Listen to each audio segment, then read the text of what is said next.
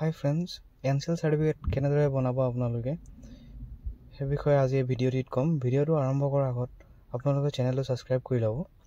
ইয়াতে আপোনালোকে সেৱা সেতু পৰ্টেলত যাব লাগিব। সেৱা সেতু গভৰ্ণমেণ্ট অফ আছাম তাতে ক্লিক কৰিব। ক্লিক কৰাৰ পিছত আপোনালোকে দেখা পাইছে ডকুমেণ্টছ, তাতে ক্লিক কৰিব লাগিব। প্ৰথমতে ফৰ্ম এপ্লিকেশ্যন এখন ডাউনলোড কৰি ল'ব লাগিব আপোনালোকে। তাৰপিছত আপোনালোকে ইয়াতে ডকুমেণ্টছত গৈ ইয়াতে দেখা পাইছে link to application form and file name, তাতে ক্লিক কৰি দিব। ক্লিক কৰাৰ পিছত ইয়াতে আপোনালোকৰ লেংগুৱেজ, যি লেংগুৱেজ আছে আপোনালোকে আছামিজ, বেংগলী, ইংলিছ, আপুনি সেইটো ফৰ্ম ডাউনলোড কৰি ল'ব। মোৰ যিহেতু আছামিজ ডাউনলোড কৰি লৈছোঁ।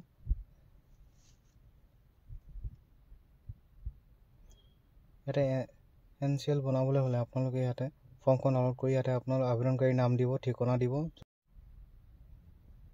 তাৰপিছত আপোনালোকৰ ডেট অফ বাৰ্থটো দি দিব। আপোনালোকে নিজৰ ডিটেইলছ ভৰাই দিব। আপোনালোকে ইয়াতে আপোনালোকৰ মাতৃ পিতৃ যি ইনকাম চ'ৰ্চ আছে আপোনালোকে ইনকাম চ'ৰ্চটো লিখি দিব ইয়াতে। তাৰপিছত ইয়াতে আপোনালোকে এখন ফৰ্ম আপোনালোকে ফিল আপ কৰাৰ পিছত আপোনালোকে চাৰ্কুল অফিচত গৈ আপোনালোকে চাইন কৰাব লাগিব। চাইন কৰি আনি আপোনালোকে স্কেন কৰি ডকুমেণ্টটো আপলোড কৰিব লাগিব পিছত। এতিয়া বৰ্তমান ইয়াতে লগইন অপশ্যনটোত ক্লিক কৰাৰ পিছত আপোনালোকে প্ৰথমতে ইয়াতে একাউণ্টটো ক্ৰিয়েট কৰি ল'ব লাগিব। চিটিজেনত ক্লিক কৰাৰ পিছত লগইন ৰেজিষ্ট্ৰেশ্যন তাতে ক্লিক কৰিব লাগিব। ইয়াতে তলত দেখা পাইছে নিউ ইউজাৰ, তাতে ক্লিক কৰাৰ পিছত আপোনালোকে ইয়াতে মোবাইল নাম্বাৰটো দিব। মোবাইল নম্বৰ তাৰপিছত জেনেৰেট OTP কৰিব। OTPটো ভেৰিফাই কৰি ল'ব। তাৰপিছত আপোনালোকে নিজৰ নামটো দিব ইয়াতে, খালি স্পেচ বাৰ নিদিব। তাৰপিছত ইউজাৰ নেম এটা দিব আপোনালোকে। তাৰপিছত পাছপৰ্ট দিব আপোনালোকে। তাৰপিছত চেম পাছপৰ্টটো আপোনালোকে কনফাৰ্ম কৰিব ইয়াতে। তাৰপিছত জেণ্ডাৰ চিলেক্ট কৰিব, মেল ফিমেল আদাৰ যি হয়। ডেট অফ বাৰ্থটো দি দিব ইয়াতে। তাৰপিছত পাৰ্চেণ্ট যি দিলেও হ'ব, মই 9 বুলি দিছোঁ ইয়াতে। কেপচাৰটো ফিল কৰি দিব, চাইন আপ কৰি দিব। চাইন আপ কৰাৰ পিছত আপোনালোকে ইউজাৰ নেম আৰু পাছপৰ্ট পাব। পাছপৰ্টটো দি লগ ইন কৰি ল'ব। ইয়াতে চাৰ্চ বাৰত আপোনালোকে নন ক্ৰিমিলিয়াৰ চাৰ্টিফিকেট বুলি চাৰ্চ কৰিব লাগিব, বা নন ক্ৰিমিলিয়াৰ চাৰ্চ কৰি দিলে আপোনালোকে ইয়াতে দেখা পাব ইছুৱেঞ্চ অফ নন ক্ৰিমিলিয়াৰ চাৰ্টিফিকেট। ইয়াতে অপশ্যনটো আহিব, তাতে ক্লিক কৰি দিব আপোনালোকে।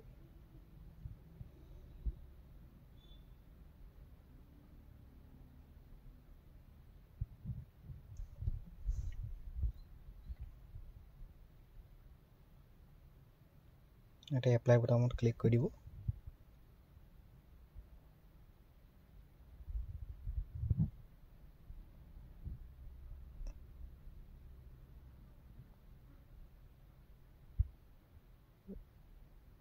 ইয়াতে দেখা পাইছে ইয়াতে PRC-খন লাগিব আপোনালোকক, কাষ্ট চাৰ্টিফিকেটখন লাগিব, লগতে ইনকাম চাৰ্টিফিকেট লাগিব পেৰেণ্টছৰ।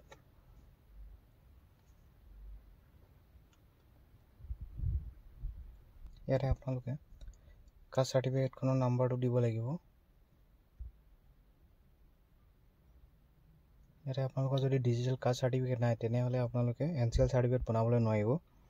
ইয়াতে মাষ্ট বি আপোনালোকৰ ডিজিটেল কাষ্ট চাৰ্টিফিকেটখন লাগিব। ইয়াতে ডিজিটেল কাষ্ট চাৰ্টিফিকেটখনৰ নাম্বাৰটো দিব লাগিব। কাষ্ট চাৰ্টিফিকেটখনৰ নাম্বাৰ দিয়াৰ পিছত আপোনালোকে ভেলিডত ক্লিক কৰি দিব লাগিব।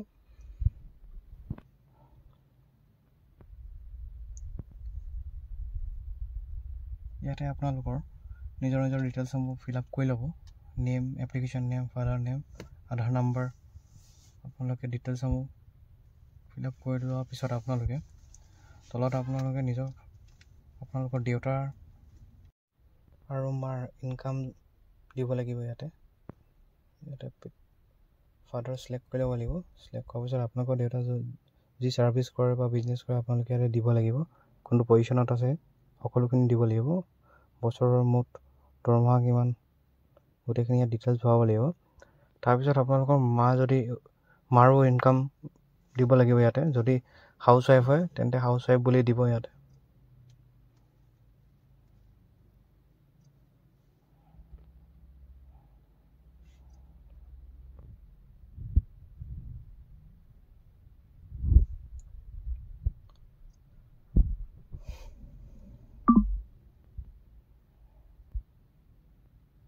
ইয়াতে সাবমিট বুটামত ক্লিক কৰি দিব সেভ কৰি দিব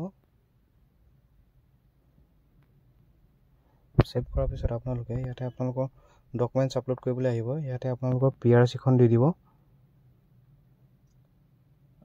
আপোনালোকে এড্ৰেছ প্ৰুফ দিবলৈ হ'লে PRC দিব পাৰিব আপোনালোকে ইলেক্ট্ৰিচিটি বিল দিব পাৰিব ভোটাৰ ID কাৰ্ডখন দিব লাগিব আধাৰ কাৰ্ড দিব পাৰিব আপুনি ৰেচন কাৰ্ড দিব পাৰিব বেংক পাছবুকখন দিব পাৰিব আপোনালোকে আপোনাৰ যি ডকুমেন্টছ আছে আপুনি ইয়াত চাই আপলোড কৰি দিব ইয়াৰ পিছত আপোনালোকে নিজৰ ডিজিটেল কাষ্ট সাৰ্টিফিকেটখন আপলোড কৰিব লাগিব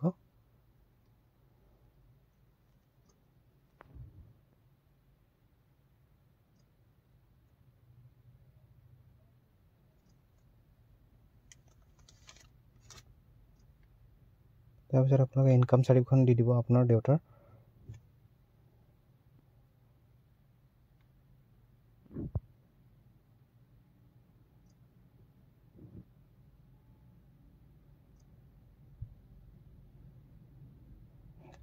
তাৰপিছত আপোনালোকে ভিডিঅ'টি প্ৰথমত দেখুৱা ফৰ্মখন আপোনালোকে স্কেন কৰি থবলৈ কৈছিলোঁ সেই ফৰ্মখন ইয়াতে আপলোড কৰিব লাগিব তাৰপিছত আপোনাৰ অন্যান্য যিকোনো ডকুমেন্টছ দিলেও হ'ব তাৰপিছত আপোনালোকে সেভ কৰি দিব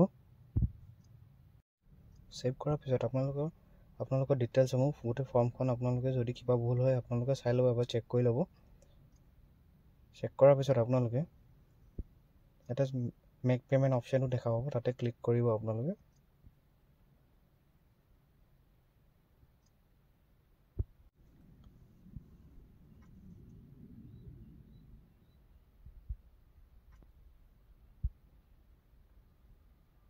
ইয়াতে মেক পেমেণ্টত ক্লিক কৰাৰ পিছত আপোনালোকে 40 টকা এটা পেমেণ্ট কৰিব লাগিব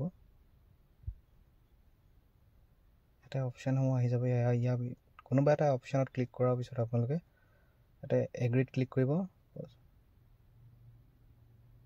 প্ৰচিড টু পেমেণ্টত ক্লিক কৰাৰ পিছত আপোনালোকে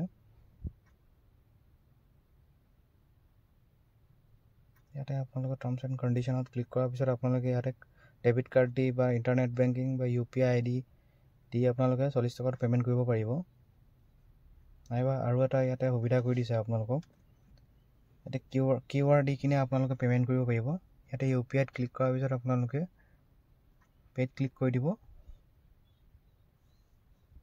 ক্লিক কৰাৰ পিছত আপোনালোকে ইয়াতে দেখা পাইছে ইয়াতে QR কোডটো আহি গৈছে আপোনালোকে এই QR কোডটো স্কেন কৰি আপোনালোকে পেমেণ্টটো কৰি দিব পেমেণ্ট কৰাৰ পিছত আপোনালোকে এনেদৰে আপোনাৰ পেমেণ্ট স্লিপ এটা পাব স্লিপটো পোৱাৰ পিছত আপোনাৰ পেমেণ্টটো হৈ যাব পেমেণ্টটো হোৱাৰ পিছত আপোনালোকে ইয়াতে একনলেজমেণ্ট এখন ইয়াত পাব